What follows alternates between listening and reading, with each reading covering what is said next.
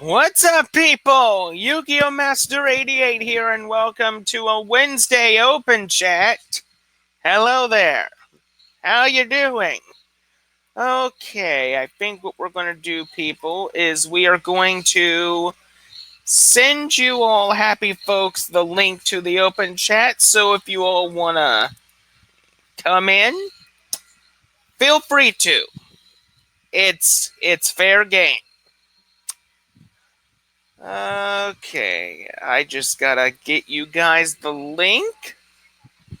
It's about 10:24 in the morning, so I just decided why not do an open chat for at least an hour or two? Why not?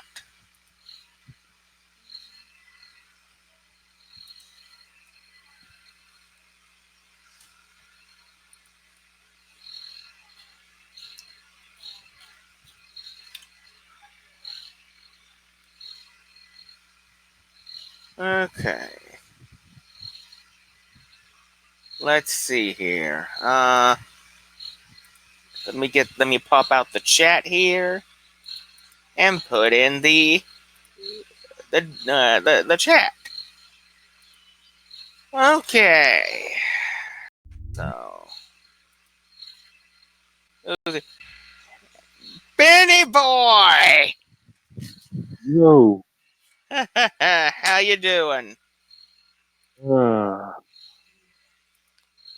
You slow look start to the day, my friend. you look like you're wiped. I am a bit. I went to Mm-hmm. bed at like two What were you doing all night? packing pie. Oh, you were fiddling around with your computers? Yeah, and I finally cut it off and went to sleep. And then a friend messaged me at like 7, 8 a.m. and I woke right back up. Yeah, I can see that.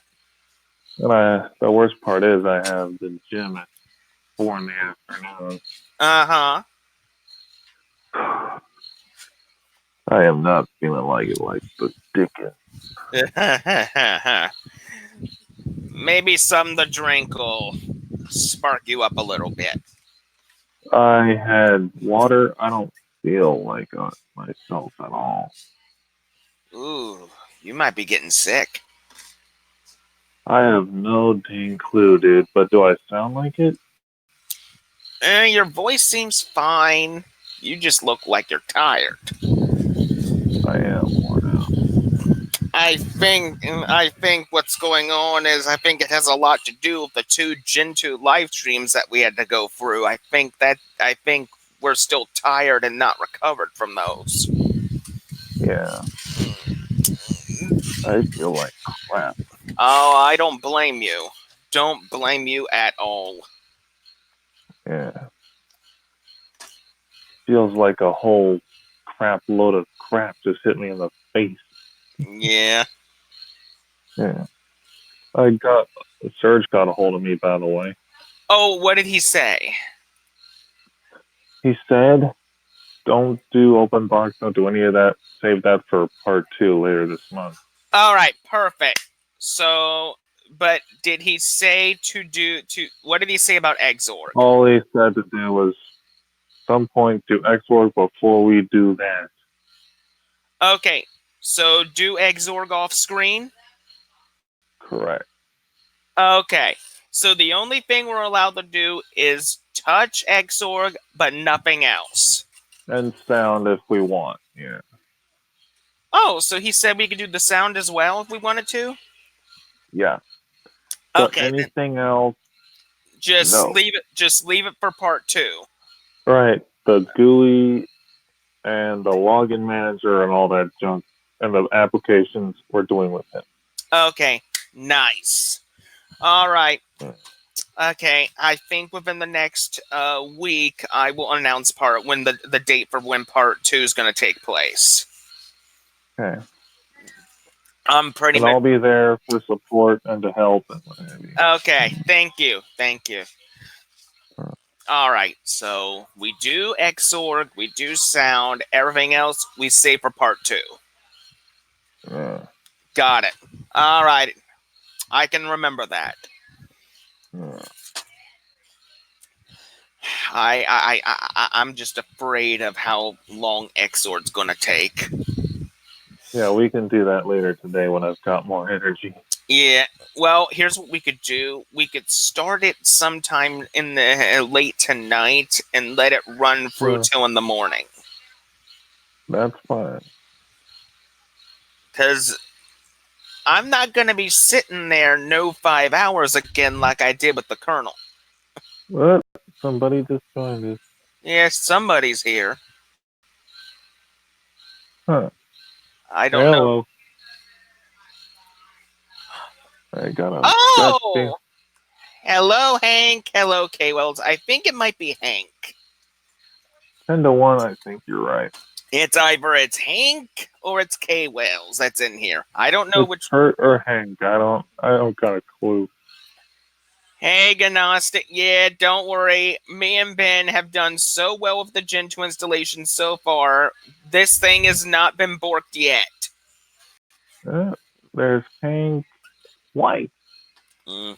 What the fuck? How you Hank, how, what's up, bro? how you doing, Hank? Pretty broken still from last week. Oh, jeez, what happened? Well, as you guys may or may not know, I do still have a burnout, and I was forced to overspend energy 2 days in a row, so I got a health fallback. Oh, man. Oh no. Poor Speaking you. of burnout, rip rate box. It also burned out on the hot weather. Oh, Lord. What? TSU burned. Oh, Dang it. I am so sorry to hear that, Hank. So the good news is the drives survived. They didn't Oh, get an thank electric you, pulse or God. anything. It oh, it did thank you. something when I was away because I was having the job interview stuff, and I Yeah. came home and the thing was off, and I didn't think much of it until I Yeah. Oh, realized the power button was on. Mm-hmm. that's sad. And yeah, that thing is just toast. So I bought a cheaper rate box because I still find it ridiculous that what is effectively an embedded board that connects two hard drives with a very basic controller has to cost $100 Oh Oh, my. because the cost to make such a thing can't be more than 20. So I Oh bought my. this one for 50. Eh, It's a little jank, but at least the board seems to work pretty well, but it did not allow my previous RAID stack. uh-huh. So I had to migrate all my new data to my backup drive, and then I hit the build RAID stack button, and that indeed, as expected, deleted all my data. So now it's a 12-hour copy to get everything back on that thing again. oh, Oh shoot. man. Man, Hank, I feel so sorry for you. Well, the data That's, survived, and I can currently, while it's copying, access it read-only mode. It's just the coming 12 hours, if something goes horribly, horribly wrong, I lost that year of data. Oh my. I have oh, spare dear backups of older God. data, so. Yeah. Hello, Steve. How you doing? Silly bad boy. Hello. Say hello. But yeah, when doing computers, like Toss usually says make a whole bunch of backups. Yeah, luckily I made the initial backup of this specific setup a month ago, and Mm-hmm. I was able to sync Mm. the last month, so I lost nothing.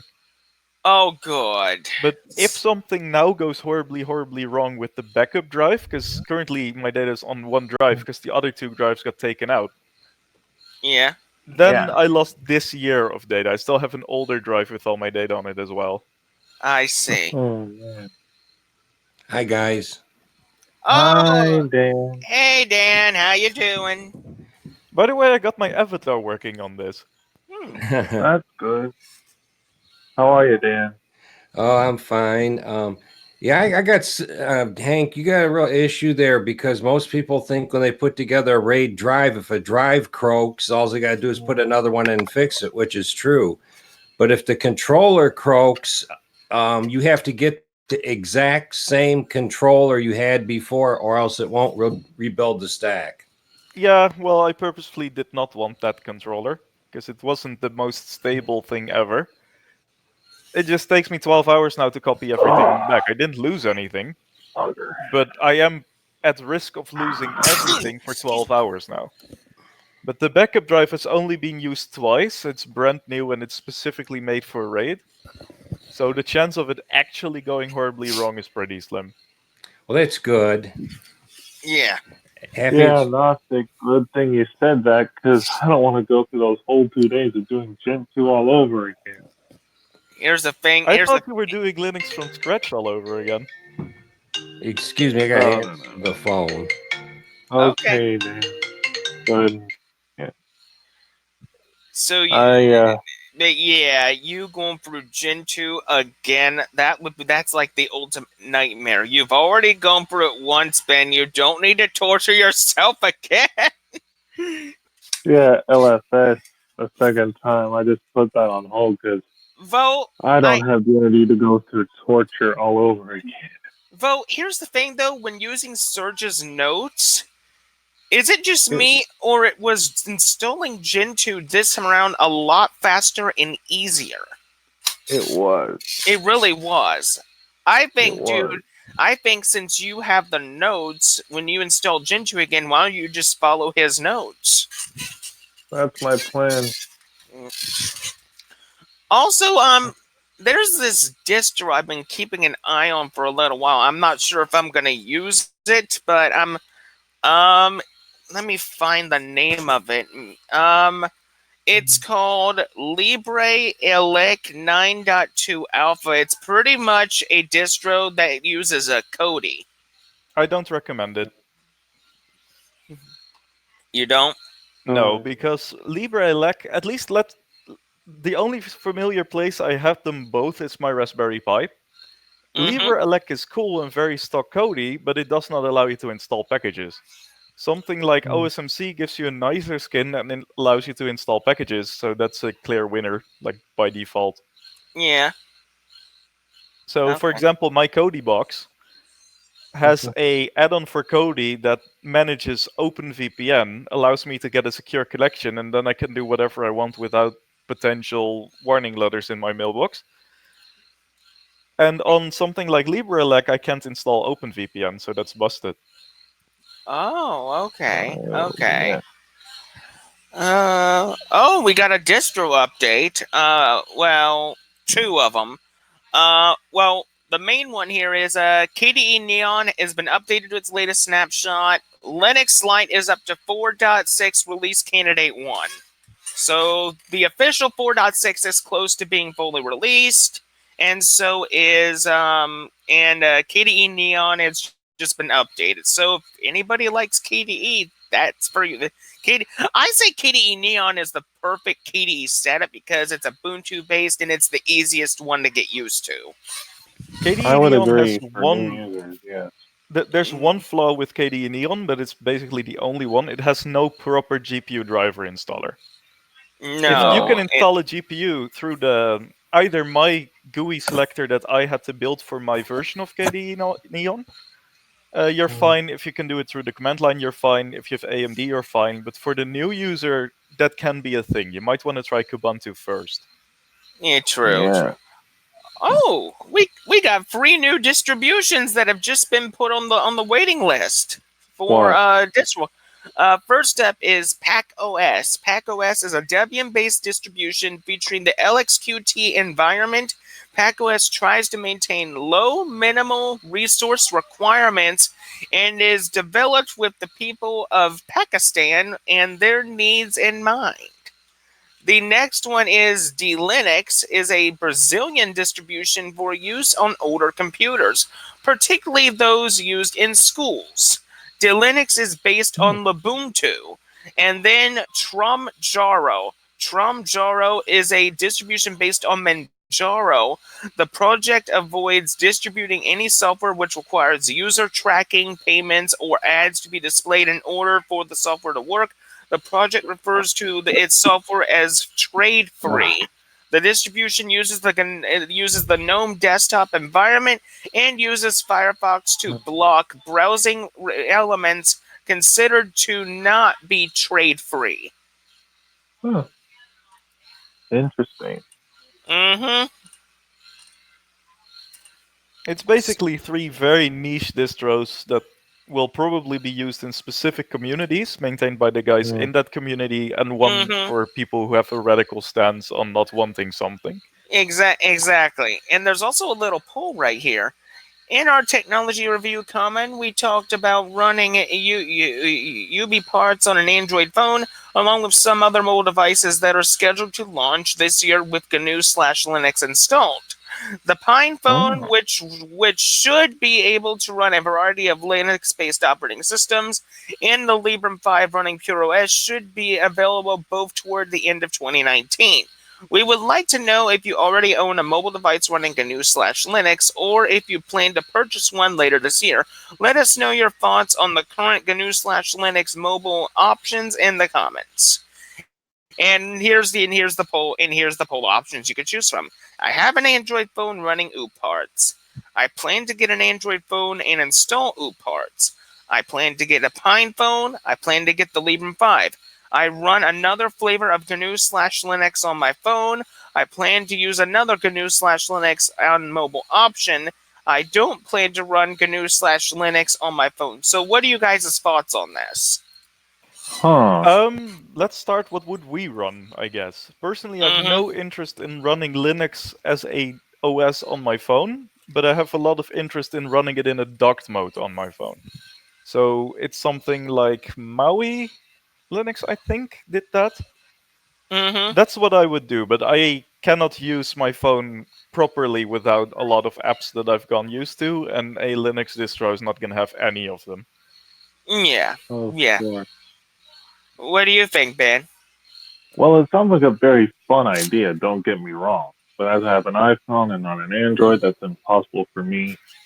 And I'd gladly have it if I had a Android phone of some kind, but oh well. Just imagine Gentoo on a phone. That would be nice, yes. An already built Gentoo kernel, all ready to go with an auto installer. Just press the button and you have Gentoo on a phone.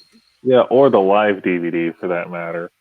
Uh huh. Debian on a phone is more common. Like I ran Debian on my phone before. Oh, Or you Ubuntu have? for that matter. Yeah, it's like I said. There's one Android distribution that supports my phone, where you run Android and it acts like an Android phone, but when you dock it, it Yeah. starts up a containerized version of Debian. Oh, that is Ooh. cool. And you can SSH into that, and they primarily develop for phones that have HDMI out, so you can connect it to a monitor, you connect your Bluetooth keyboard and mouse, and you can just use Linux on it, which is Mm-hmm. Cool. pretty damn cool. That's the one that I'm hyped for since 2012, because that's exactly what Ubuntu said they would do with Ubuntu for Android. They had the best concept phone ever, and it was revolutionary for the time. Now those specs are common, Uh huh. and it never came out because the OEM vendors were not interested in it. And that's the biggest mistake they could have made back then, because it would have taken over the market. The Ubuntu phone would have been the best phone on the market. It would have been the best because that it would allow Linux developers to port most of our favorite software to the Ubuntu phone. I mean, imagine LibreOffice on the phone. That would be amazing. Well, it would not be amazing on the phone, but it would be amazing in a desktop mode. In a But desktop combine mode. Libre, like the Android concept is you run your Android Office suite that's already optimized for that on the phone, Mm-hmm. then you dock it and you use LibreOffice on the same document. And that kind of hybrid would work really well. Now, for these Linux phones that are coming out, what applications would you like to see a portable version ported to the Linux phone? Well, the one where I go wrong is, for example, my banking app. Mm-hmm. That's just gonna fail. That's not gonna be supported. And I'm currently cutting myself loose from that banking app because they are going to be a massive pain and not allow root and stuff like that. Let's see, what else Oh. do I absolutely require? I require Bitwarden, so it needs to have Bitwarden of some kind for my passwords. Mm-hmm. It needs to have Authy of some kind for my tokens. Okay. It needs to have dual mobile of some kind for my other two-factor Mm, authentication tokens. yeah. Uh, A now, call recorder and Viper for Android. or Exactly. the equivalent of that. That's basically my baseline, what I really need. As for applications themselves, I would like to see ported to Linux mobile phones. Everybody knows that my favorite my favorite Node application of all time is Genie. I would love to see a mobile version of Genie. Yeah, I'd like to see a mobile version of something other Yeah, than Word. like maybe a mobile version of Genie, Notepad, a LeafPad, Gedit, something. Yeah. Well, if you currently have an Android phone, the Mix File Explorer has a really nice code editor in it for like Mm-hmm. basic Huh, uh, interesting. code editing support. It doesn't have syntax support as far as I know, but at least it displays it correctly with line numbers, which is enough for me. Okay. Other applications I would like to see port to Linux phones. Let's go. I would like to see. We all know that Firefox will most likely get ported. I mean, Firefox is like So the will main Chromium, Google, really. like Chrome. I would like to see. Well, Chrome, Firefox, and Chromium will definitely get ported. Maybe Opera, maybe. Um, Actually, actually, guys, Chromium and and Firefox. Actually, I think Chrome and Firefox are already on Android, but Chromium, I don't know if it is. it is available on Android. It's only available through F-Droid. You have to get it through You, Uh, F-Droid. Ben, uh, don't use Chromium on your phone. I have a way better suggestion that's gonna blow your mind. It's called the Kiwi browser. It's Chromium uh, based, but it's based on the desktop branch of Chrome, which allows you to install desktop extensions in your phone browser, oh, and that Oh one cool, is dude. wow! phenomenal.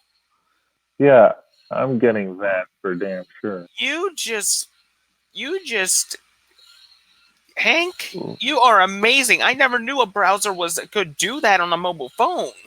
that's Firefox can do it sick. too, at least the normal Firefox, not their new one that doesn't have it yet. But this is a Chrome based browser that can do that. And it So works Uh, for most add ons pretty well. Like I so have my AdBlock stuff on my phone. I wonder if for example, I could get uBlock Origin.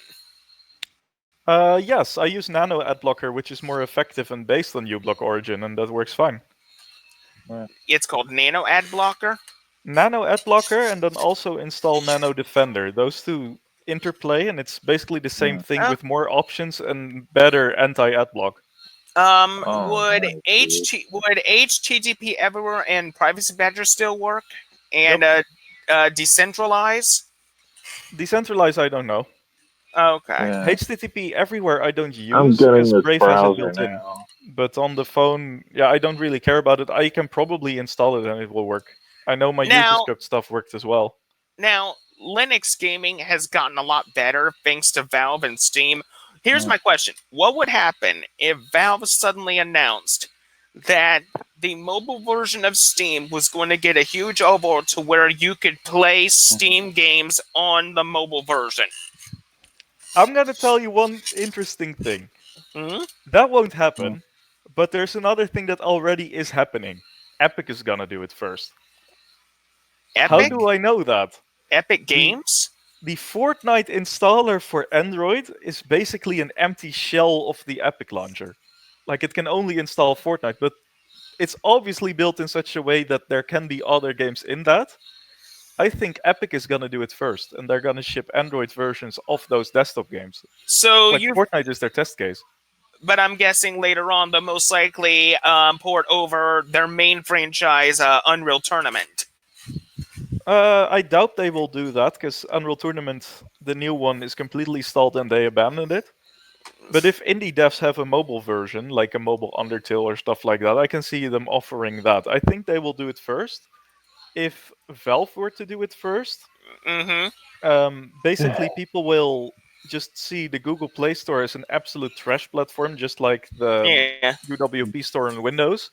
And the serious gamers will install Steam, and basically mobile gaming would be taken seriously again. Yeah. That's my prediction. Yeah. Hey, Sammy, what's up, man? yo, Now, one other thing I would like to see in a Linux phone is with the whole different desktop environments, with how Linux phones are going to be. I mean, we know that GNOME and KDE have mobile versions. Would it be possible at some point, maybe not now, but maybe 5 to 10 years down the road, for other mainline desktop environments to have a mobile version, like, say, for example, XFCE, Mate, and LXDE, LXQT? Yes, but they are not very optimized for a phone as they are. Mm-hmm. Like, I have an idea of a desktop that would work just as well on a phone as on a computer and would really get some users, I expect. What would that be? Yeah. It would be a hybrid tiling floating window manager. Hybrid tiling. I've never heard of that concept. So you have tiling by default, but it can also just allow you to pop out windows as if it's a normal floating window manager. You can just choose per window and have them both. It Oh, has okay. basically no taskbar, but if you swipe from left and right or put your mouse in the left corner, it pops up a panel like the Deepin panel, but it has your open applications, your normal applications. It has a tab for all your files, which you can drag and drop in, and it Mm-hmm. has a tab for all your settings. If you Okay. have that interface, that is consistent on the desktop and the phone. And on the desktop, you can tile many applications however you want. And on the phone, you can do that with more limited applications since the screen is smaller. Every gesture would work the same, and I think it would be efficient on a phone and the desktop at the same time. Oh. I think this is something Microsoft was going for with Windows 8, but they bombed it, and they actually gave me the idea to do it like this. And then Deepin came around with didn't have like that, which is why I used it for a while. Mm-hmm. Now, besides environment, the one thing that I'm as a privacy activist, I'm always concerned about this is are most of these Linux phones, or the people who make them, they are not doing any type of data collection or nothing? Good question. I didn't look that one up personally. Hmm. What were you going to say, Dan? That was a good question. Because the thing is, I mean, we don't know what their privacy policies are. We don't know the terms of service. Those are the two things that makes their phones a make or break deal. Because are they going to take advantage of the user, or are they going to respect the user's freedom? You have a mark on your camera. It looks like a smashed skeeter on the lens, or it might be a mark on the wall behind it where it says jitsi.org up in the left. I do. That's what it looks like on my end. It There's might like a be a mark black on the hole wall. there. It's most likely a mark on the wall because I keep my electronics perfectly clean. I mean, this is a brand new Okay. camera. I got it earlier this year. On my screen, I it's was clearly a mark on the wall. It Mm. even moves as he knocks his camera a little bit. Yeah, okay. it's just a simple mark. I could deal with it very easily. Um, I just the one thing I'm gonna like about these little Linux phones is there's gonna be so many things you can do with them, because even if you're don't plan to use the Linux phone in dock mode, even in landscape mode, if you can get a Bluetooth keyboard or maybe a wireless mouse for it, a Bluetooth mouse, they would make perfect microcomputers. Actually, Ricky, do you know what was that thing called? There was one phone that dual booted into Linux and had a keyboard attached to it, and it was fantastic. But I forgot the name of it. A dual boot phone that dual boots between Windows and another operating system. I No, mean, Android and Linux. Linux, That's interesting. and it had a keyboard attached to it, so you could use it as an Android phone and like a Debian PC or something like that. But I'm guessing for the Debian part, it just booted into the terminal. Oh, fully graphical. Oh, yeah. Let me see if I can get you a link to that one. Okay, thank you.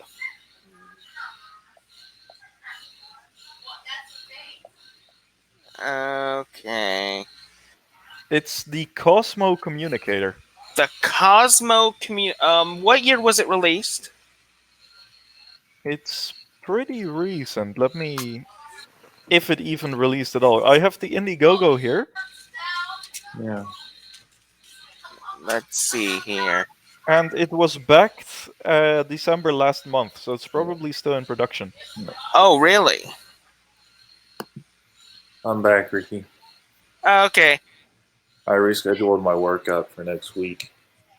That's fine, Ben. Yeah, anyway, so Yeah. I'm doing There- another Gen 2 So, on my new HP. Assuming this Kickstarter thing doesn't fail, this is the link in the Jitsi chat. Yeah. You want to take a look Okay. at that one. Also, in my Linux report yesterday, I covered an article. I don't know if any of you guys seen it yet. Google Chrome 76 arrives, makes it harder to use Flash and easier to dodge paywalls. What the heck? I read something like that too. The paywall thing I knew about. Flash is already pretty tricky at Chrome, so I don't really know how they could make it Yeah. harder. Well, here's the thing. This is the question. Once Flash dies in 2020, how are we going to watch YouTube if Flash is going to be dead? YouTube has been using HTML5 for years now. They don't really use Flash Yeah, anymore. I think they use the H.264 codec. Yeah. Okay.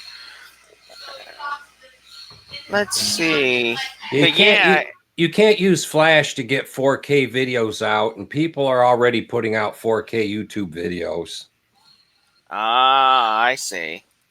Yeah, but those technologies are already replaced. Like HTML5 can do 4K just fine. The only finicky thing is the DRM if you want the DRM all the way to the monitor, so it cannot be intercepted with cables. Uh-huh.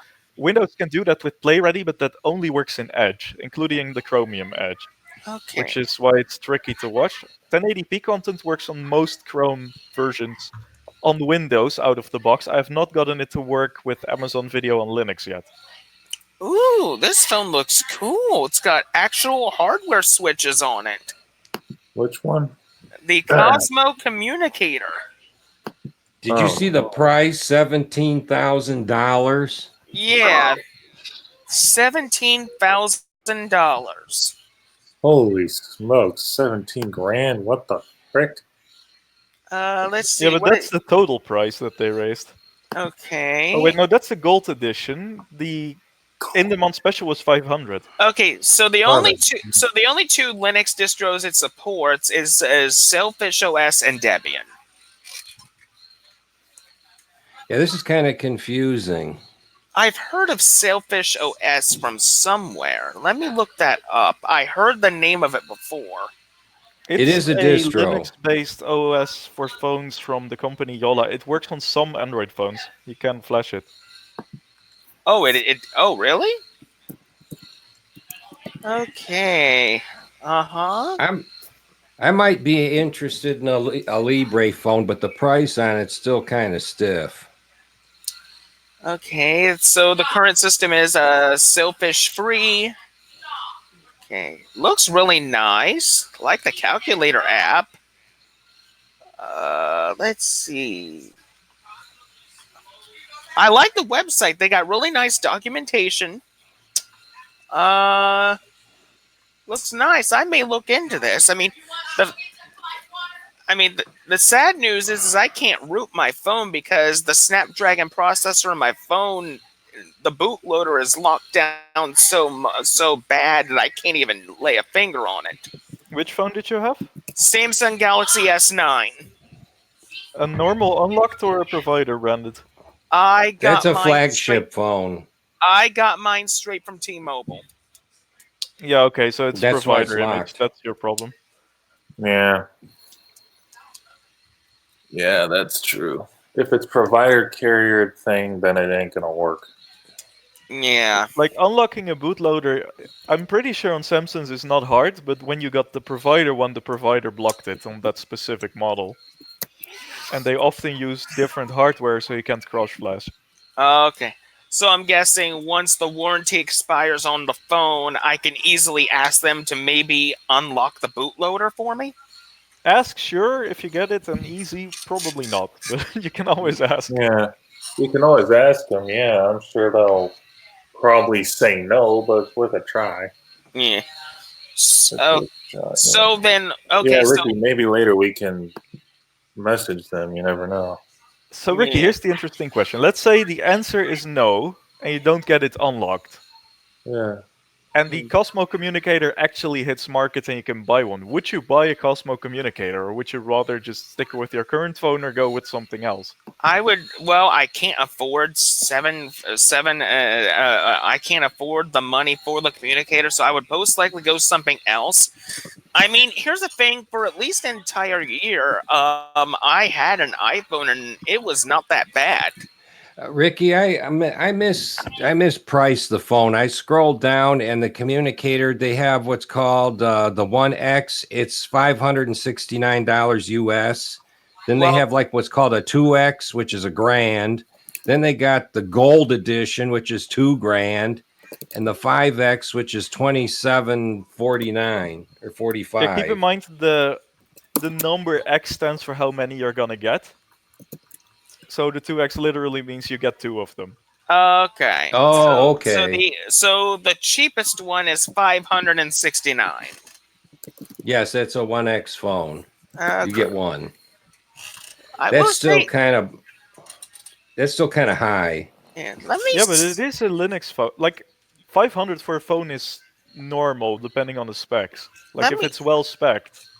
let me Plus, you get a see. physical keyboard on the phone, which is normally something they can cheap out on. Yeah, let me see what type of other options I have through T-Mobile. Let me look at all their phone selection. Maybe I might come up. Ricky, don't do it. Don't make the same mistake twice. Don't get your provider phone. It's I gonna get be something bootloader unlocked. locked. You can't unroot it. Yeah, I get an unlocked phone and just get a T-Mobile SIM personally. You know. I have That is the Verizon. way I to think go, because then they can't Yeah. do anything. In Holland, Verizon we only have uses. SIM cards. We don't have CDMA. Yeah. And I've always bought my phones completely unlocked, so I can do whatever I want. I plop the provider SIM in, and it will just work. Yeah. Oh, okay, so they're still carrying the iPhone 7. That's nice. And it's actually pretty cheap. Yeah, I the have iPhone. one. Yeah, the iPhone 7 is definitely cheap. I mean, $15 a month. That's not bad. Yeah. That's See, actually, to me, it Ricky, I sounds. have an iPhone Wait, 7. I'll tell you what you get. The iPhone 7 is the version where they took out the headphone jack. So you'll have to deal with everything through the Thunderbolt port or oh, Lightning port or whatever they call it. Yeah, the Thunderbolt, the what's Lightning, whatever. what's The this Lightning. one? Alcatel Go Flip. Oh wow, it's a flip phone. Yeah. But Ricky, you but can get Ricky, the 15 a month, was that for the phone or for everything? It says $15 a month for 24 MOS. for 24 months. Yeah. That's just for the phone, dude. What do you get with that? Because by comparison, I pay 25 euros a month, and I get unlimited everything, Yeah. But here's including the data. thing, I Hank. can Right. use Hold 5 on. gigabytes right now, Yeah. and I'll get a warning, and every warning Oh message I have dear. to text back, and I'll just Where keep was getting it? extra gigabytes unlimited. Yeah. Okay, so the S10e is $31 a month in comparison. Hold on a minute, guys. Yeah. Yeah, I'm looking at. Okay, let's go to iPhone. The iPhone 8 Plus is $27 a month. Holy crap! Jeez, It these like phones are getting it's more and cheaper more. to just buy your phone if you have the money. Yeah, Yeah, that's that what I did is I bought mine outright and it was not cheap for the iPhone 7. I think when it was Oh, new, I paid like $790 for it. heck, this. I paid about 450 for the OnePlus, and it's still going. It's amazing. I love this phone. Yeah, so the S7 certified pre-owned is $19 a month. Christmas, and the full price for that is $456. Now, Okay, people. Okay, I'm back. Matt said a good alternative phone, and he uses one as an Asus phone. Really? Yeah, he says those are pretty high quality too. Okay. Well, for us, the most important one is whatever phone you're gonna find, Oh, is it well supported on XDA developers? Yeah. Uh, yeah. Like, uh, can you unlock it? Can you install custom stuff on yeah. it? Is there good Yeah. community support? That's my number one priority in a phone. Yeah. Let me get something to wipe this camera off. Hold on. Oh.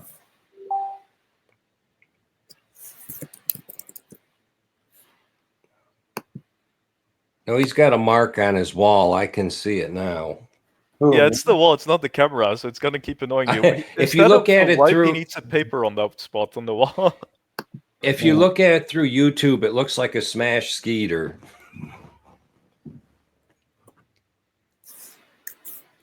Like Ricky should just secretly interlace like a mosquito on the screen. Yeah. Everything's gonna smash.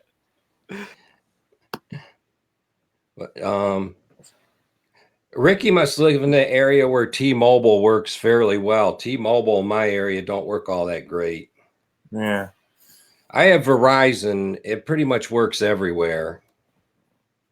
Meanwhile, But they people are want an arm mentioning and the a leg for Nexus that. 5X and the Nexus 4 in chat. I had a Nexus 4. It was fantastic. Unfortunately, it got too poor battery and I couldn't install the newest versions anymore. Nexus 5X is a really good supported tweak phone. Like, if you don't mind having an old phone, like a really old phone, everything runs on that. From like fully Debian Linux to UB ports to Silfish. That thing is crazy supported.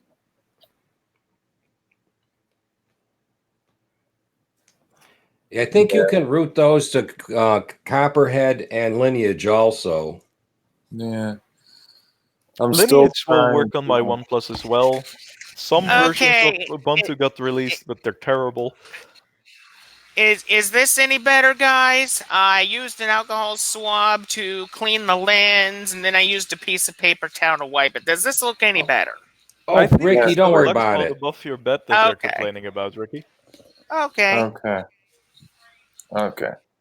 But yeah, I'm still trying to revive that S7 we were talking about the other day. The 7 Did that Edge. image that I sent you work? Sorry, Hank? Did the image work in the instructions? No, it keeps giving me a valid. It keeps giving me a binary 6 error when I run it On the computer or on the phone? on the phone itself. And yet, that's with the downloaded image that you verified was the correct model. Yeah. Yeah. And the It drivers didn't- are correctly installed in your OS that you're flashing from? Mm-hmm. Okay. I have a Interesting. question. If I was What's to that? get an unlocked phone off of eBay, that could, if I were to take that unlocked phone to T-Mobile, how would I go about putting that phone into the T-Mobile service? Well, If you would you just have have a to get SIM a card SIM based card. provider, you just slip the SIM card in the phone and it will work automatically. Yeah. Oh, And there's actually a 3-in-1 SIM starter kit on their website for $25. Like, basically, in the GSM carriers rather than CDMA, you buy your own phone, you get a SIM only contract or prepaid, you put that in the phone, it will work. And you only pay for the subscription, not the phone. okay. So, well, the thing is, my mother, my father, my sister, and myself, all four of us are on the same phone plan. So, if I were to go for another phone, would I still be able to keep my same plan? Yes. If you Okay. already use a SIM card, it's as easy as putting it out, putting it back in. Yeah. Otherwise, I've no idea because I'm not American. Okay. Yeah, you can still do that. Yeah. Okay.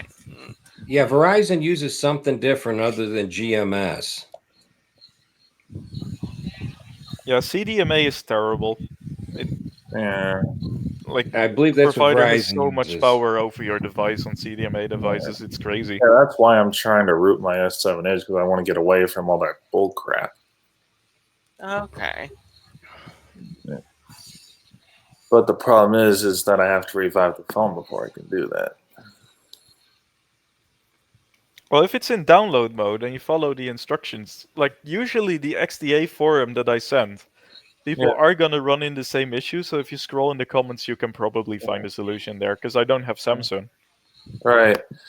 The problem is that it. I googled the error and it says that it's probably the wrong binary. I'm like, how is that? Right. Now, one phone that I have considered getting at some point is maybe the Nexus 5X, because I know Switch to Linux has that same phone, and from what he said, it's very easy to get Lineage OS onto it. Yeah. OnePlus 3T for Lineage is also a great recommendation. I have it myself. It's the best unbrickable phone I've ever owned. But the Nexus 5X is probably going to be cheaper, and it will support more Linux-based distros And, rather than Android-based ones. and if I'm correct, also the Nexus 5X is also supported by the Uparts team's Ubuntu Mobile. Yeah, and it's the official supported phone for the docking OS that I was talking about, where you dock it and it's Debian, and you undock it and it's Android. Okay. So for Linux users, the Nexus 5X is ancient, but it's a good choice. There's a lot of support for it. The trick is getting one that has a good battery in it. Yeah. Yeah, the or phone alternatively, getting one that has a bad battery for a good price and then buying a new battery for it. Yeah, the Samsung Galaxy S9's battery that I have is horrible. It doesn't even last all day. I literally have to get up in the morning and charge it every morning or charge it every night before I go to bed. Yeah, exactly. My I'm battery so- is now degrading to the point it has roughly the battery life of my Nexus 4. Like when I Mhm. got that. So it will last me for as long as I need, but it's getting to the point where I might have to charge it during the day. Okay. When it gets worse, I'll just get a new battery, because this phone is so good and so well supported, and it's still from an area where there were headphone jacks and where unlocking the Excuse me. One bootloader is easy and unblocking is easy. I'll probably, when this battery goes sour, just get a new battery rather than a new phone. I hear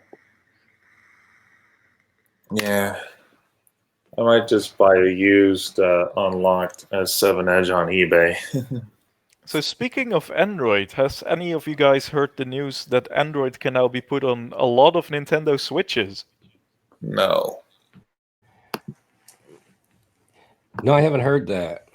You see, I have an iPhone 10R here, and the problem with it is the thing I hate about it the most is the fact that I can't downgrade it to an unsigned firmware. That's what's really bugging me. Yeah, but you went wrong with the first part of the sentence. What? You got an iPhone. Yeah, I know. I know. I just, it is what it is. Like, typically there are ways to do it, but you needed to get a very specific backup of very specific binaries at the time you still had that version. Yeah, And you probably don't have those, just like anyone else who has that problem. yeah. Yeah, my biggest problem with the iPhone is loading stuff on and off of it because you have to use iTunes, and it's a real pain. Yes, it is, Dan. Yep. You're right. I left the iPhone ecosystem Mm-hmm. for those two reasons when Android was still on like 2.3, and I've never looked back. Yeah. Yeah. Well, because of the price of phones, I don't think I'm ever going to be able to buy a new iPhone, so I'm going to probably leave that ecosystem behind too. I don't have any other iDevices. Android is gonna get you more for less money. Like, that's the plain truth. Yeah. Yeah. I wish I could go back to Android, but I don't have the money to right now. But the only phone that I have of it is a dead one. Actually, Sean in the chat also makes a good point. For my possible next phone, it might be a Samsung because you can dock it to Ubuntu by default. Yeah. It's actually an option they have now. Yeah. Yeah. Yeah, I kind of dumped Ubuntu and went back to Debian. Yeah. I'm still rocking Manjaro, and it's my new favorite distro now. Yeah. Well, If I could just more- get my tools to act proper, then I would use it. More power to you, man. There's people that can deal with Manjaro. There's others that Manjaro just tears them up. Manjaro is almost as good as Ubuntu now. And I mean that both in the feature set as in the time frame. Because actually, the almost might be today, because they dropped a new version with like snap support and stuff like that. My version that I was building for myself was based on an upcoming version that already had like proper KDE Discover for easy package management. So you don't have the terrible octopi that doesn't have application categories and stuff like that. The only thing they still fall behind on is the ease of use for the graphics drivers on my laptop. I have to use a command line fix in order to get myself assigned to the groups I need to be in, rather than clicking on a GUI, which is slightly harder. But and there's some packages that I would like to have in the repos that are only in the AUR. But other than that, it's better. Like, it's really extremely polished. It's so fantastic to use. Well, Debian's a little worse than Arch when it comes to packages because their repos for Buster have like almost nothing in them. And if you want a particular soft piece of software, you either got to find a deb package for it or you got to get the tarball and compile it from scratch. And Debian don't even give you the make stuff to make it. You have to download it and install it from the repos. Debian will always be a no-go for me because it does not have an easy way to get the latest AMD open source drivers on it. Like with Arch and Manjaro, you'll just have them. With SUSE, you will just have them. With Ubuntu, you can add a PPA and you'll have them, but with Debian, I just couldn't. Okay, which AMD graphics card do you need the newest drivers for? Vega 64. Okay. Like the problem back then was that if you didn't have the newest driver, certain features in Vulkan would not work, so certain Proton games did not run. Yeah. And on the newer distros, they had that. Debian Buster probably has it as well, but Debian 9 didn't. And I could not get a proper alternative repo that had them, so that's why Debian busted. Yeah, I have the RX 580 Radeon card. That's also one that benefits from the new driver, but possibly not by default. You can go to AMD and get the drivers direct. Yeah, but those are closed source drivers, and those are optimized for professional work, not for gaming. No. Well, like if you want to check out cool stuff, Valve is building a replacement for LLVM, which cuts the shader compiled times for the Mesa driver in half. Dang. And then this week they announced they made further optimizations, which again cuts that in half. So it's about a quarter of what it used to be now in their testing. Damn. Well, my main priority for this machine is really not to game on it, even though I do play older games with it. Yeah. That's cool. How's my update script for you been, by the way, Dan? Sorry? I had the same problem with it with the virtual speaker. It's No, not that one. I mean the automatic package updater. That auto maintenance script that I gave you. Yeah. I got it somewhere. I forgot I had it. I really did. Because the virtual thing, you probably got the same bug as I have, and that's unsolvable in software. So that's unfortunate. Well, it's like this. Unlike Ubuntu, Debian maybe updates every 2 weeks. Where Ubuntu, I was getting them daily. Fuck. Another issue we ran into with Ubuntu is they like to put out these packages that are called hardware enablement stacks. And they are breaking older machines. Yeah. They are? Wow. Yes. It got to the point at first I was like, Manjaro, why don't you offer to automatically update to the latest kernel revisions, please, rather than me having to do it manually. But I've come back from that statement. It actually makes a lot of sense to be on the LTS and manually have to go higher because of that exact reason. Yeah. I think it got to the point where Matthew got so upset with it, he downloaded the Ubuntu Enterprise Server Edition and then built up on that from that. He installed every component on top of that to get a a reasonably working Ubuntu with a fixed GA kernel. But I can, I have an ISO that is the Ubuntu 8.0 for no point release, just retail. That one doesn't ship with hardware enablement stack by default. Yeah. But that they're pushing that as updates. The enablement stack. When you get Not by one of them default. You have updates, to install that package manually first. Yeah. I don't know. It came through on mine as part of the install package list. Which one did you And then have as a base? 1804. Normal or a point release? No, it was a normal LTS release. Yeah, I know, but was it like 1804.2 or was it 1804.0 or .1? It started at 0, and then it automatically went to 0.1 on its own, and then it went to 0.2 on its own. My. I don't think it did that for me. That might be the difference why I didn't get them and you did get them.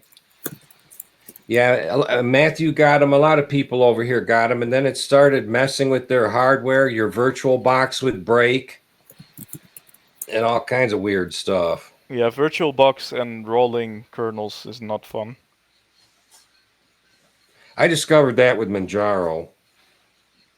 I'm like, Yeah, why is my except virtual their box? VirtualBox will work, but it's just extra effort. But at least Manjaro allows you to boot back into the older kernel that you installed it for.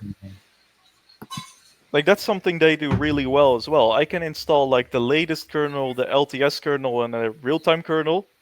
And then if I wanted to do audio work, I boot into the real-time one. If I want to do VBox work, I boot into that one. And if I want a game, I go to the latest one. Oh, okay, K-Well, see you later. Yeah. What were you gonna say, Ricky? So basically, for the majority, when it comes to whatever phone I get online, maybe if my mother and father approve it, which I just talked to my mother, she'll talk to my father about it. If it's approved and I do end up getting on my phone, so for the majority, all I have to do is just take out my SIM card of my old phone that's currently with T-Mobile and put it in the new one. I should still be within the service. I shouldn't have to go to the store and do anything else. That's SIM card bound by all Dutch providers. Any Dutch provider, if you put it in a certified phone, they will let you on the network. Okay. Well, they do that here too, Hank. With most any carrier, as far as I know, they should let you on another phone.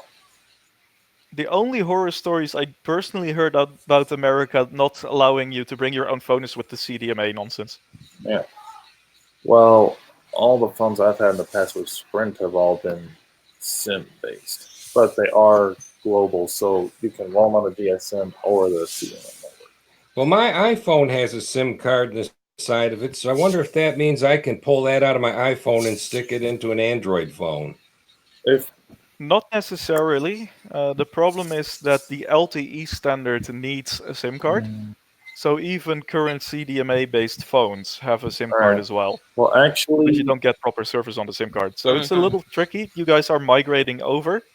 So you'll have to double check that your provider only uses GSM and it will work. If it uses CDMA and GSM, then it's not going to work. Well, I was able to unlock my iPhone 4S onto a GSM network, and it ran pretty good actually. Yeah, and it ran on T-Mobile just fine. It's more about what does the SIM card allow you to do. Does it allow you to connect to the GSM network or is it CDMA locked? It allowed. That depends if it will work in another phone. Well, given that my SIM card's probably about 2 to 3 years old, and Verizon's probably just announced recently that they were going to switch to GSM, I would say you probably cannot just migrate on Verizon in that case. Yeah, and I'm going to have to fight with them because if I buy a phone and take it to the store, I found out from other people they have a tendency to lock your phone after they put it on the system. Yeah. Or you go with another GSM-based carrier. That's the that problem. doesn't do that. We have like 3 major carriers now because I think T-Mobile and Sprint just merged. Yes, Well- they did, but it well- hasn't gone in effect yet.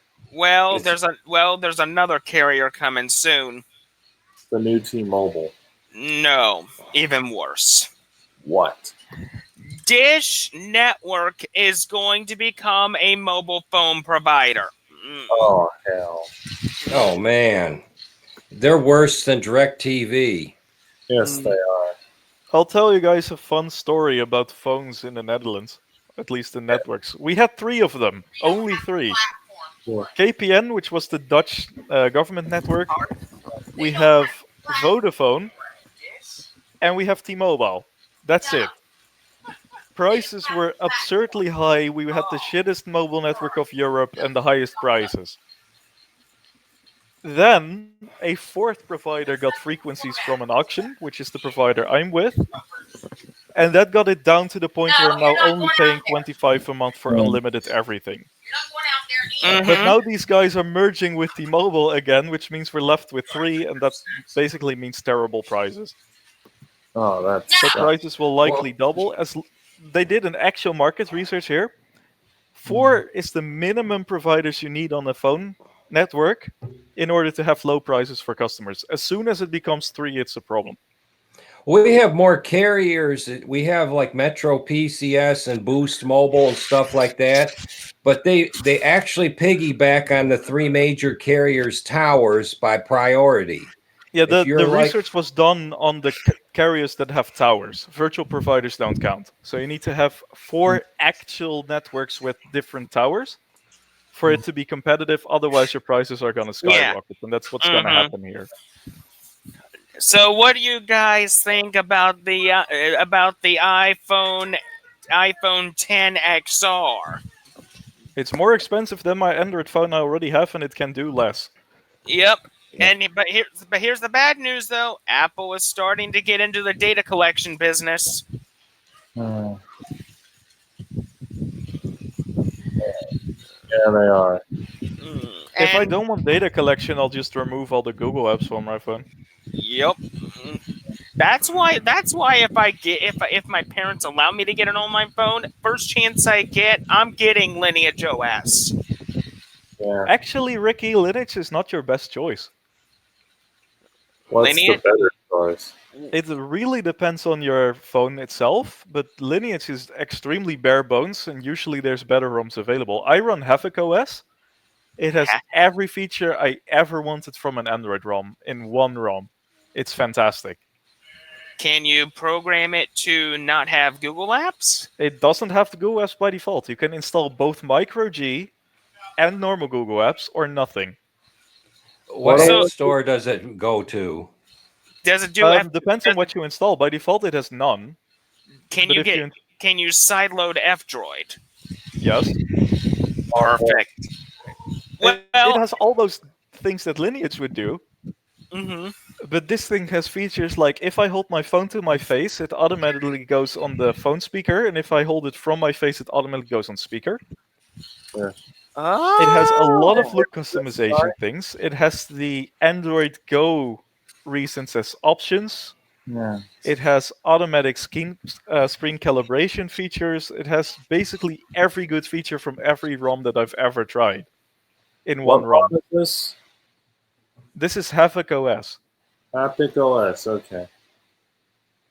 And I'll take a look at which phones they are available for, because OnePlus phones are usually very supported by them. Now, besides Havoc OS or Lineage or whatever I choose, what if I did want to put a Linux operating system on the phone? What is the best option besides Ubuntu? None. None. Like, containerized Linux you can pretty easily do. Usually they're Debian based, but just installing Linux on your phone is pretty much impossible. It's not gonna happen unless the community made a ROM for it. Okay. I also know that there's a Bliss OS, which is really nice. Phoenix OS. I may try Sailfish. One thing to keep in mind, Ricky, is that most of the distros in Linux are made to run on an x86 processor. You need to find a distro that runs on an ARM processor. Not just that, it's very bootloader/driver specific if it will even work Yes. or not. This is not a computer. It works completely different from something like a Raspberry Pi. It works completely different from your normal systems. It's an Android phone, Mm-hmm. and it's going to behave like one. So anything that would work, they built it around the Android framework to get it to even boot. Right. He makes a point. Yeah. Well, if I really wanted to, I could just simply just install just basic stock Android and just work my way from there. Yep. If you install stock Android, there are a few apps that basically get you a Debian CH root. Okay. And that's basically how it would work. One that you would be particularly interested in. Let me see if I can.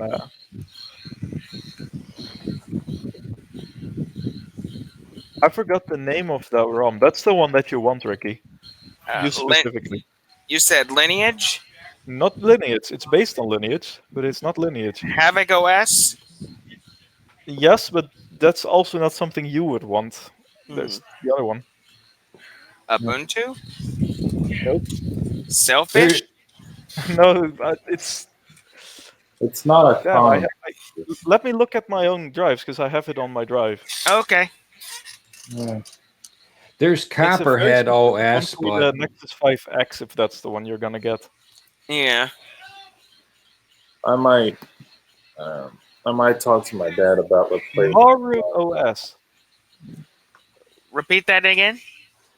Maru OS. I will Maru post the OS. website in the chat. Okay. This is what you would possibly personally be interested in. Yeah. It's on okay, so it's on Indie. Oh, so it's part of the Cosmo Communicator? No? This is for the Nexus 5X. Okay. I'm guessing I gotta scroll all the way down. Like, the landing page will give you a good indication what it is. This is a modified version of Lineage that also runs Debian. Oh, This is the okay. one where you can either SSH or HDMI into your phone, and it Okay. will run full Debian. But not on the phone part of it. The phone part of it is full Android.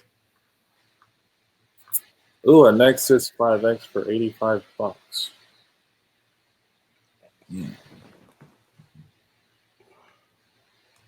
And it's unlocked.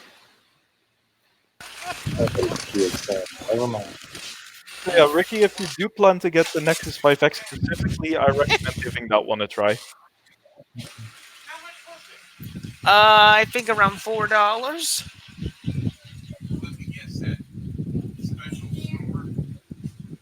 Walmart.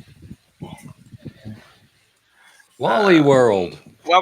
What were you saying, Hank? I say if you do plan on getting the Nexus 5X specifically, I recommend you try this ROM. Yeah. Oh, there it is. Moro.com. Okay, let's see. MaruOS.com, just to be clear. Use your phone as your PC. Unleash your mobile device with Maru, a context-aware, lightweight, open operating system that unites mobile and desktop. Oh wow! Yeah. Oh, and it's got XFCE. Cool. No, okay, I'm in. Okay, you just got me interested. So that is normal Android as it can be. You dock it into a HDMI cable. It's an XFCE Debian PC. Does it one. does it switch to Linux immediately when I plug it into the TV? It will be running in the background for the most part, yeah. Okay. And there's also a settings option to just turn that on so you can SSH into it if you don't have a TV available. Oh wow, it has an SSH option? It did in Cool. the OnePlus version that I have because I don't have HDMI dock capabilities. So this one for my privacy security needs would be perfect. Yep, no Google Apps by default, and it has XFCE when you dock it. Okay, and if I want to, I could just email myself an APK, go online, because this thing has a built-in web browser, doesn't it? Yeah, of course. And otherwise, that's not that hard to flash. And the alternative markets are still there. Like you can just install something else that's not from Google. Okay, what other options are there besides this one? You mean the ROM or the Google Play Store? The ROM itself. Are there other Android ROMs that are just like this? No. Like this is the only one that will have Linux docking because that's the specific thing that they built. Okay. That's why I said Lineage OS is the bare basics. There's better options like this one, which is Lineage OS plus Debian. Okay, let's see. Pair up Bluetooth keyboard and mouse. Oh wow, that is easy. So this transforms the phone into a full-fledged operating system. Once you dock it, yes. Okay. So But all it's I just a normal phone when you don't, which is best of Okay. both worlds because you don't want the full desktop with XFCE on your touchscreen. You want the True. Android experience. But Exactly. when you dock it, you want the desktop thing, and this is basically what the Ubuntu phone was going to be, which is why I like it so much. That is amazing. There's LibreOffice, there's Firefox. This has everything. And if I want to, I could bring Firefox to the Android side because Firefox has an Android version. Yep, and then you can Firefox sync them up for the bookmarks and stuff. That is amazing. I'm liking this. Wow. Firefox don't run that great on an iPhone. No, but Well, Firefox on an iPhone still uses WebKit because mhm. Yeah. Apple dictated it so. Okay, let me just look up a few options here. Let me look Just keep up. in mind, Ricky, the only one this specific OS officially supports is the Nexus 5, which you should not be buying, and the Nexus 5X. Okay, so the Nexus 5X is supported by this. Yeah, that's why I specifically gave you this one. There's more phones that are somewhat supported, but not officially. Okay, so besides the Nexus 5X, what other phones support Maru? Officially, the Nexus 5. Does it matter if the Nexus 5X is from the US or not? I don't know. You need specifically the bullhead model. The Bowhead model? Yep, the bullhead model. They all have code names, and bullhead is what it's made for. Bowhead. Okay. So if Linux whatever mobile. Nexus 50 number you buy corresponds to bullhead, then that's correct. Okay, I 7. don't know if there's other Ooh. ones. Ooh, this is from itsfos.com. 7 open source mobile OS alternatives. Okay, let's see what your list. Ooh, number 1, KaiOS. KaiOS was basically a new continuation of Firefox OS, if I remember. Number 2, Tizen. Tyson is dead, I think. Let's see. Yeah. Number 3, Plasma Mobile. Upcoming. That's a Plasma Mobile. That's the mobile version of KDE Plasma. Next up, Postmarket OS. Number 5, Pure OS / Librem. Okay, so that has a docking thing too. Okay, so Pure OS is a Debian based. Okay, I could definitely go with that one. Number 6, Ubuntu Touch. Okay, so Ubuntu Touch, the king of the desktop world. Ubuntu, yeah. Okay, what's number 7? Elo OS. Is a non-profit project started by the developer of Mandrake Linux. It is an Android distribution and the idea to have an open source mobile operating system free from Google. Ooh, I may check that out. Keep in mind what they just described. An Android-based OS free from Google is 99% of your Android ROM options. That's not okay, special. yeah, but I can install still any type of APK, right? Not any type, But specific many types. ones. Like, if anything requires the Google services, you need either MicroG and hope that it works, or you need the Google services installed. Okay, Lineage OS is next, followed by Sailfish OS.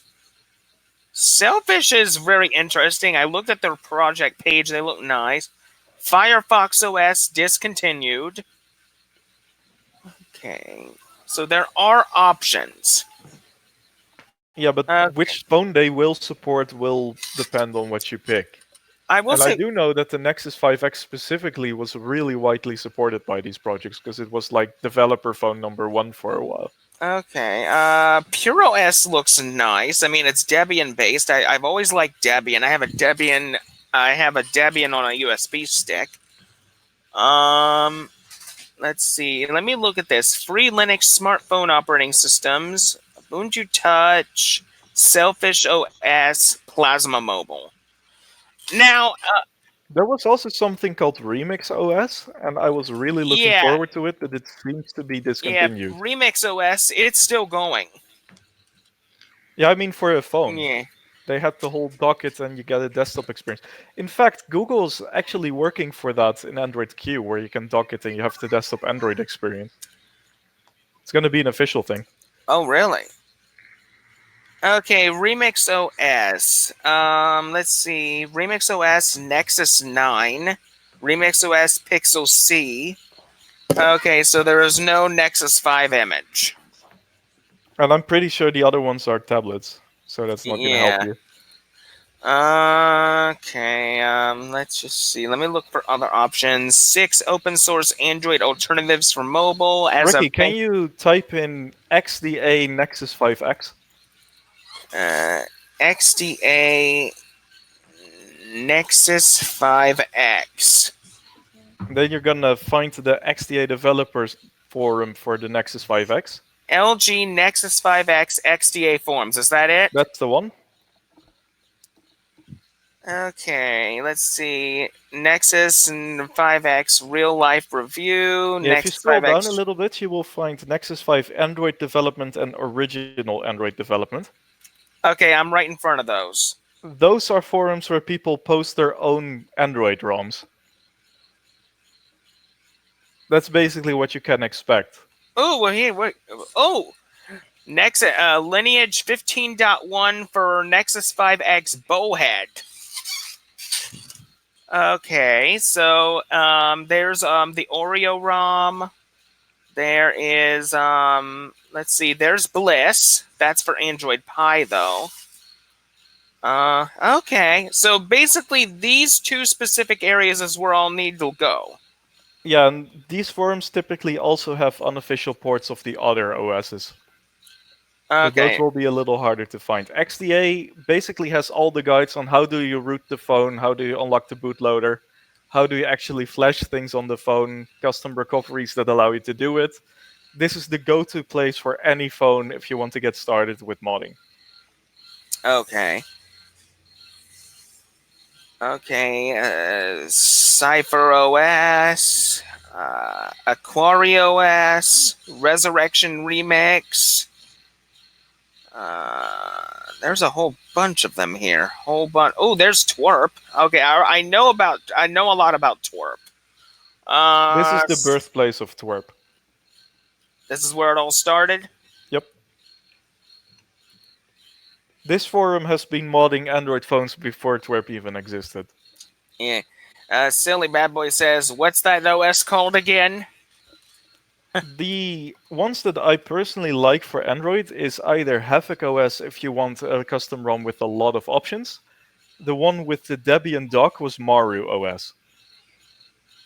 And I just checked, Ricky, Havoc OS does support Bullhead. Perfect. So if you just want Android with a lot of features, they have it. Okay. If you want less features but you want the Debian as well, then you have Maru. Okay, let me check up on eBay here. Nexus 5X Bullhead. Search. I'm not sure if you're going to find bullhead results, but it's the normal international one. The international one? Yeah, there might not even be different models.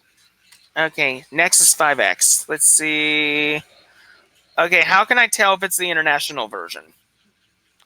Um, well, we will have to find it more in depth. Like, I don't even know if there's other versions. Okay, let's see. Let's see. LG Nexus 5X H790 factory unlocked 16 gigabytes, 32 gigabytes, LG Light GSM plus CDMA. From the spec sheet on the normal Nexus 5, that might be correct. I don't know if they have different versions. You're not sure? No, you would have to find it out on XDA. Okay. Let's see. But as far as I know, there were no separate versions for it. But don't Now, quote me on that. now, what other phones besides Nexus 5X? What other phones can support other operating systems? The Nexus 4, but that one is too old now. Okay. I won't go for that one. And I know my OnePlus kind of maybe, but it's not supported anymore, so that's not a good option. Okay. What other option phones are there? Not many. Like Okay. the problem is these other OSs have a lot of driver difficulty, so they can only support a handful of them. Okay. So the Android ones are gonna be widely supported. OnePlus is really good if you want an Android phone. But if you want Linux ROMs, then usually they point you to the 5X. Basically, the easiest way to find out, go to these projects that you're interested in, see which phones they support officially, and then pick a phone from that. Okay. Like, if you want Maru, for example, specifically, well, the Nexus 5X is gonna be your only proper option. Okay. But then again, it is an old phone now, so Okay, let me check Amazon because I am not finding any good results.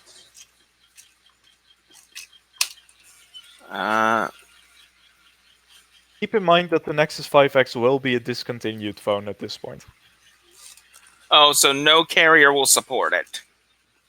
The carriers probably will, I'm just not sure if you can buy one. Although I did find one on Amazon, it's $90. 5X search. Okay, so I can get a Nexus 5X for at least under $200. Yeah, I found one that's 90. Okay. Oh, here's one for $89.99 free shipping. Is that by Observi? I don't know. Because we might be on the same page. It says by Amazon Renewed. Oh, then you got a different vendor. But yeah, that seems to be the price that they're sold by. Okay, but how do I know if it's bullhead or not? It will most likely be. It would most likely be bullhead. That seems to be the common one. Can you Okay. send me the page? Sure. Maybe you can identify it for me, because I can't tell. Let me see. Nexus 5X code names. Here you go.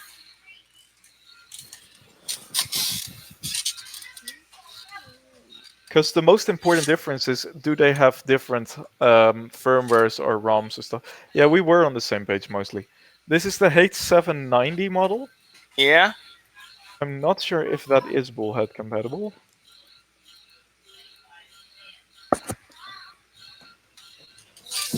Seems to be. Let me double check. Okay. This is specifically the American version.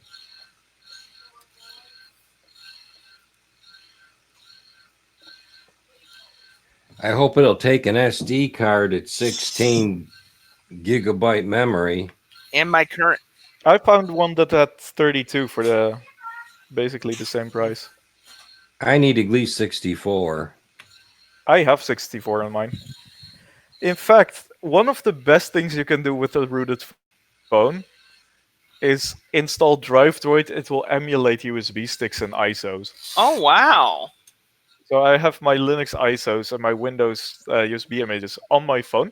I connect it to the computer and I can boot of it. Oh, that's cool. So I'm pretty sure Bullhead applies to all the Nexus 5s. you're pretty sure? Pretty sure. I'm not confident to let you spend $90. You'll have to do your own research to confirm it, Mm-hmm. but it seems to be pretty universal. Yeah.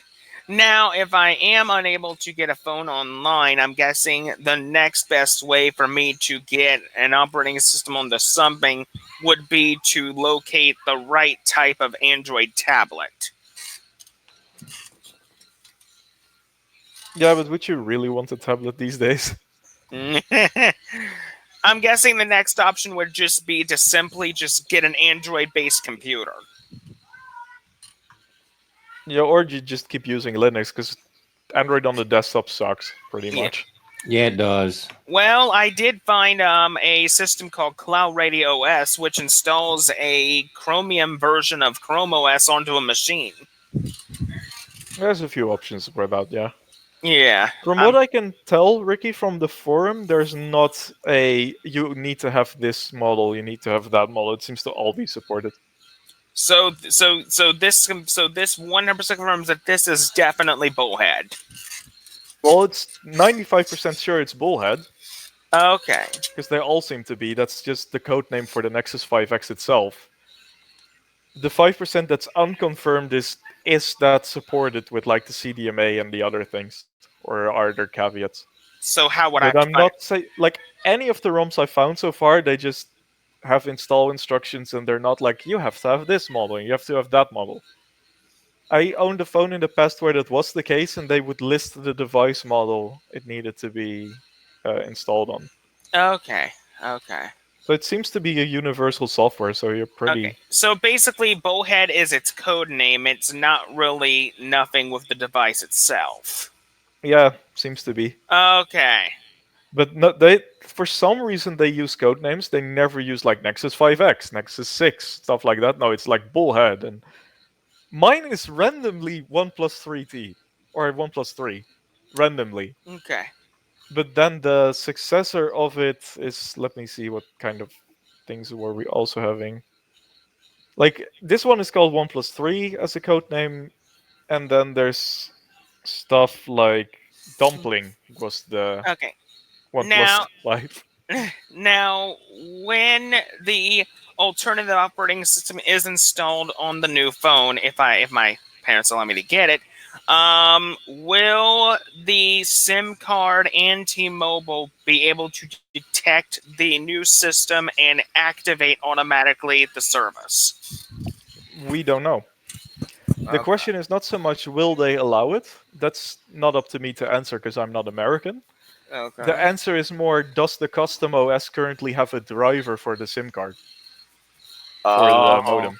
True. Because if your custom OS has a caveat like, yeah, we didn't get this working yet, then there's no chance.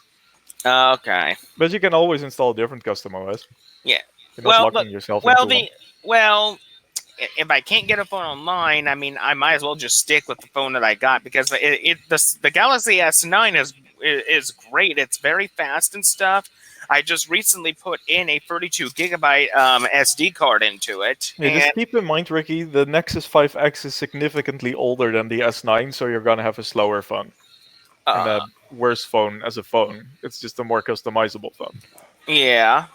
So keep that in mind. You're gonna have an experience downgrade if you go for the 5X. Okay. All right. But which Galaxy S9 did you have? The one I have currently is the Galaxy S9. The phone I had before this was Which model S9? I don't know them. I believe it's the normal S9 because I don't have the Plus. I mean, which like vendor model? Like usually S9s have a very specific number that's either on the phone or in the software somewhere. I don't know what the Shouldn't it be in the Android Like for about area? example, SMG9600. Let me get it.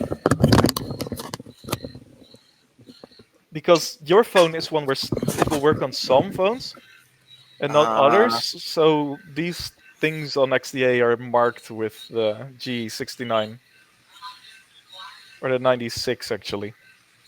Let me just go to my settings. About phone. You said it's the model number? Yeah, I need the model number. SMG96OU. Okay.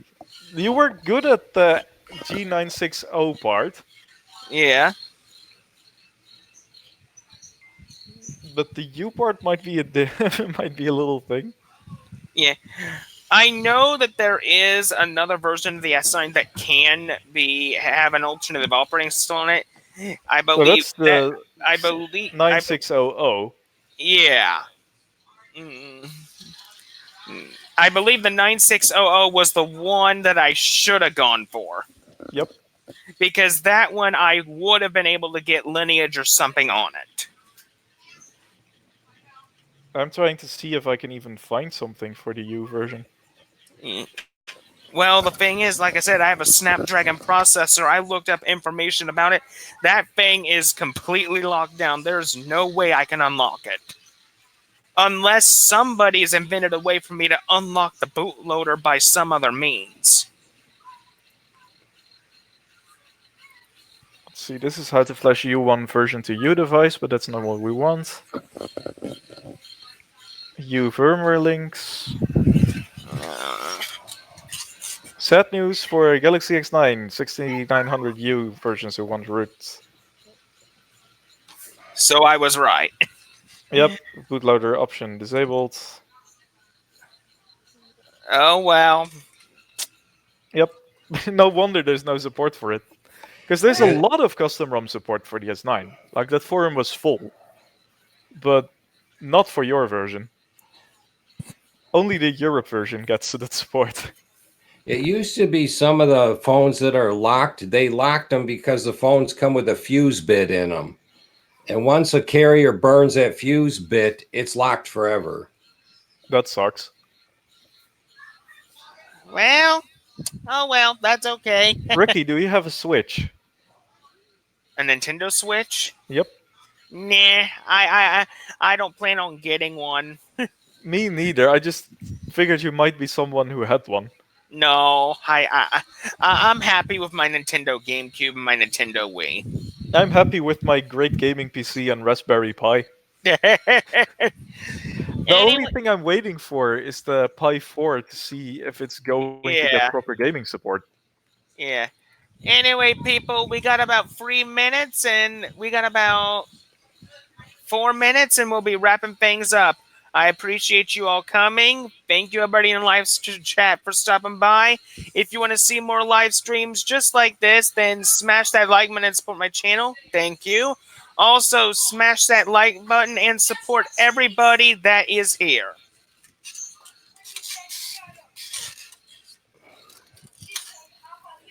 So I don't know what the videos besides. I don't know what the video besides the tech report is going to be for Thursday. It might be something new because I've had a new topic in mind, but I've been holding it off to finalize the ideas for it. But I do plan to bring a new topic into the channel very soon, so keep a lookout for that. Also, sometime in September or October, I will be updating you all on my Peppermint OS desktop. Does it mean you're gonna trash the Gentoo? Oh, no. Well, Gen 2, I have not installed it on bare metal yet.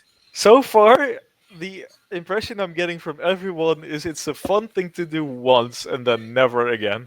Yeah. Except for Serge and Adrian, they actually like it. Well, they can use it as much as they want. Also, I'm really considering using a Telegram. I'm considering it. It's just the only problem is I have to enter a daggum phone number, and I don't want to give Telegram that information. That was my problem. Uh. I have the Telegram thing to install it, and I went to install it, wanted a phone number. I'm like, nope, I'm done with this. Yeah, it's like I kind of like Telegram because of what it offers, but I don't like the concept of messaging apps like that. I rather have something like Ring or Talks or Signal. Signal. I also don't like it. Like I am old-fashioned. I want a contact list with a username, and then you add me, and I can say yes or no, and then you can text me. Exactly. That's what I want. I Like mean, basically Google Talk. I mean, I have my Ring data already backed up on my iPhone. I can all I need to do is just get Ring back, put the file back in there, and I can log in. So you do have what's your Jami username? Take a wild guess. Yu-Gi-Oh! Master 88. Yep, because that's the name I use for everything. I'll try and find him. The only problem I'm having with the Ring/Jami app is my keyboard automatically detects the color based on the app that it is. Yeah. It likes to default it in extremely dark blue on black background. Oh So it's effectively no. Oh unreadable. man. All right. So Well, I'm going to have to somehow change that into something I can type. yeah. Well, everybody, it's about 12 o'clock for me. I think we're going to wrap this thing up. I thank you all for coming, and I thank you all for watching. And until next time, this is Yu-Gi-Oh! Master 88 saying see you later. Goodbye.